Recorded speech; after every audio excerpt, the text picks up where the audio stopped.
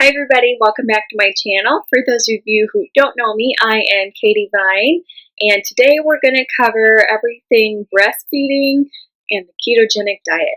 So you new mamas out there, you mothers of 2, of 3, of 4, of 5, of 6, however many kids you have, if you are a breastfeeding mom and you are looking to lose weight, feel better, and do it safely while breastfeeding your little one, or if you are a full-time pumping mother, or if you are supplying breast milk for your baby in any way, shape, or form, all of you rock stars are going to want to know how to follow a ketogenic diet and how to count your macronutrients while on that ketogenic diet.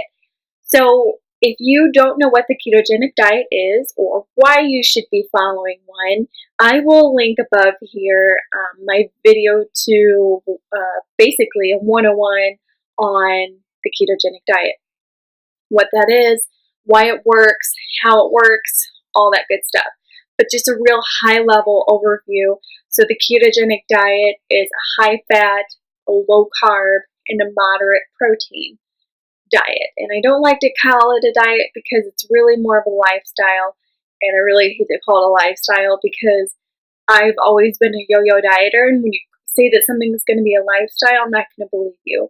But I've been following this diet for the last several months, and I have had such great results from it because I never feel like I'm cutting so much out of my diet that I'm missing everything, and I can't wait to cheat and have a big, crappy meal. So I find it really easy to have a so-called cheat meal, to go out to eat, to have dessert, and it's so easy for me to get back onto, counting my macros and getting back onto that diet. So real quick, what are macronutrients, right? A lot of people don't know what that is. So macronutrients are the 3 main large nutrients that you consume on a daily basis, that are on that nutritional fact label that's on your food, and that's your protein, your fat, and your carbohydrates. So in this video, I'm going to show you tutorial step-by-step on how to use the MyFitnessPal app that can be used on Android and iPhone products, or it can be used via the web. And I'm just going to show you step-by-step how to count your macronutrients, how to set it up for the first time, or if you're a second-time user, and then that way you can successfully track your macronutrients, and it's really effortless. It keeps you on track, and it's kind of eye-opening to see everything that you're eating in a day. So to follow along, let's go ahead and get started and get going with the tutorial. Like I said, we're just going to go ahead and use the MyFitnessPal. You can use the app or the website edition. It's great for iOS or Android if you're going to use the app. So I have found that this is really the simplest way to track my macros, and because this will already go ahead and figure out how many calories you're supposed to have, and then you can just plug in what your goals for hitting those macros, the protein, carb, and fats are for each day as it is. So I'm just going to walk you through it. So this would be if you're going to set it up for the first time. If you're setting up a brand new account, at the beginning it'll pop up with all the questions that we're going to go over. But if you already have an account and you're trying to see what you need to do to override what's already in your system set up for you, so you're just going to go over to settings here and then down to update diet and fitness profile. So by doing that, you'll be able to see, you want to change your weight, on what day, your current weight. So just fill all of this out the best that you can. Be realistic. I mean, if you're hoping to work out 3 times a week, but you really just don't think you're going to hit that, be realistic and put 2, just because it's going to plug all of that in, and you don't want to get ahead or behind yourself because of something that you've put in here. So I want to lose 2 pounds a week. I just plugged in some random information. So we'll say update profile. And so it'll say, okay, great. So you're going to have 1,200 calories a day. And now we're going to need to change these nutritional goals, because when you're on a ketogenic diet, you want your carbs, fats, and proteins to hit specific percentages each day. And so by doing those percentages of your calories will give you what these grams are. And so we can go ahead and change that. So by doing that, we're just going to hit goals here. This is where you're going to be able to change the percentages that you're consuming each day, and it'll spit out how many grams of each of these macros that you're going to want to aim for. So we can go ahead and edit that. If you're a breastfeeding mama and you want to follow the ketogenic diet, it's really simple. You're just simply going to up your carbohydrates. You're going to want to up your fat as well, but I'll show you how to do that because this has to equal 100. So what I try to do is I typically will put that 20% of my diet is going to be from my carbs. All right.